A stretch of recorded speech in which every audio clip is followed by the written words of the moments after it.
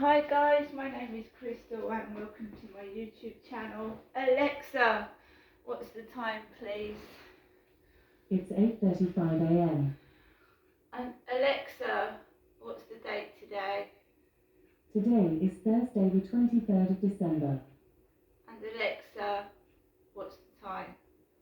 The time is 8:35 a.m. So hi guys, yeah, I had to have a break yesterday. I had enough of it. I really did. You try to be happy. You try to be nice to people. You try to change what was going on before, and it just keeps on trying to stay the same. So yesterday I had enough of it. Alright, if people want to swear and shout up the path, that's not me. Right? I don't want to act like that. I don't want to be stupid, and it actually frightens people. I've seen it for myself.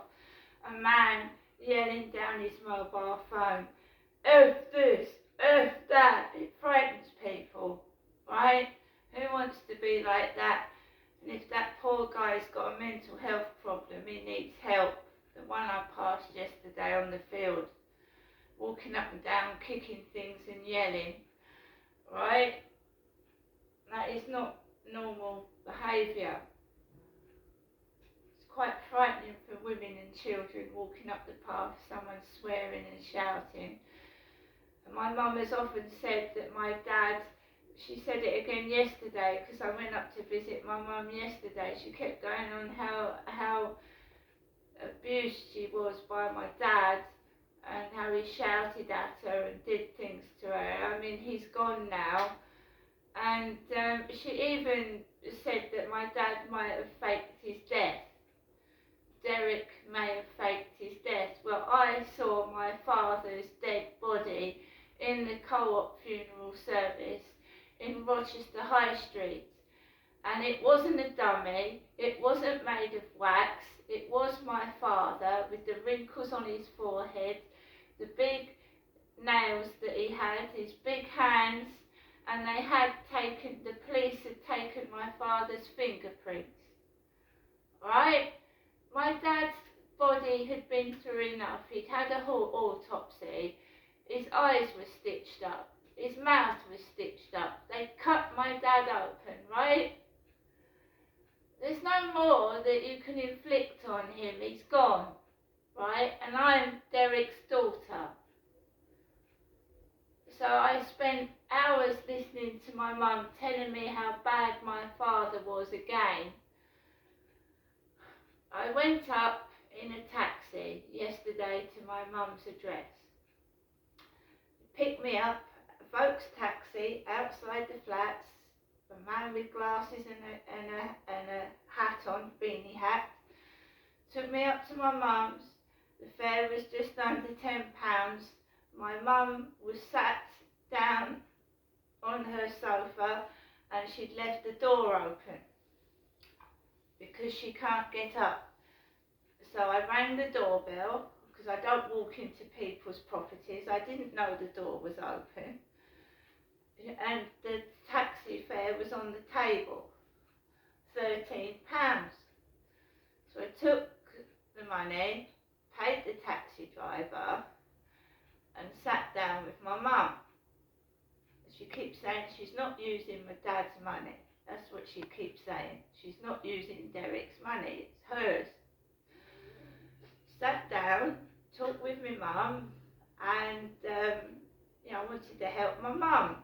My mum does get crotchety and angry and she's a bit spiteful at times, and you get afraid, right? So the post came through the door.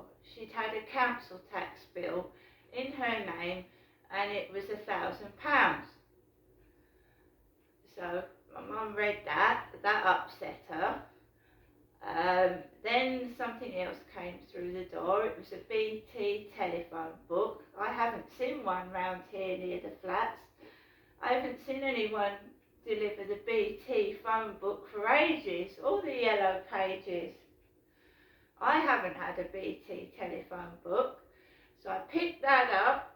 I'm really really knackered. I picked that up, brought that home to me, took that to my mum. That landed on the floor. No one came round. She said Sue had been round and gone to get her paracetamol tablets from the chemist a few days ago, and Charlotte and her partner had taken Mum to the cash point. I haven't got a car.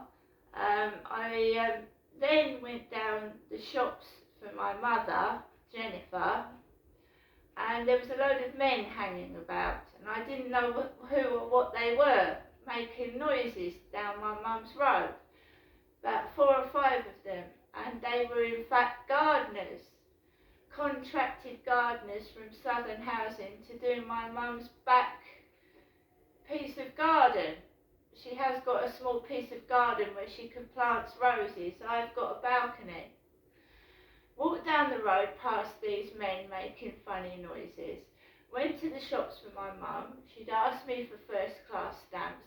Went into the shop that used to be the post office in the Upper Luton Road, which is now gone. Lovely lady in there. Hello darling, how are you? Really nice coloured lady in there. Really lovely and polite. When I walked in, she instantly knew who I was. Got my mother's stamps and bits in there. Walked across the road to the Turkish mini market. That lady said hello to me and was nice and polite. So I felt okay, I felt good. Because when I'm at where I am now, no one speaks to me. So I was feeling pretty good. Came back and my mum took ages to open the door. She hadn't left the door open for me. She took ages and ages to open the door because she can't get up. So I waited patiently outside with shopping bags, took them in, my mum unpacked them, we sat down, helped my mum arrange the fridge, bending up and down myself to help my mum arrange the fridge, asked her if she needed any help.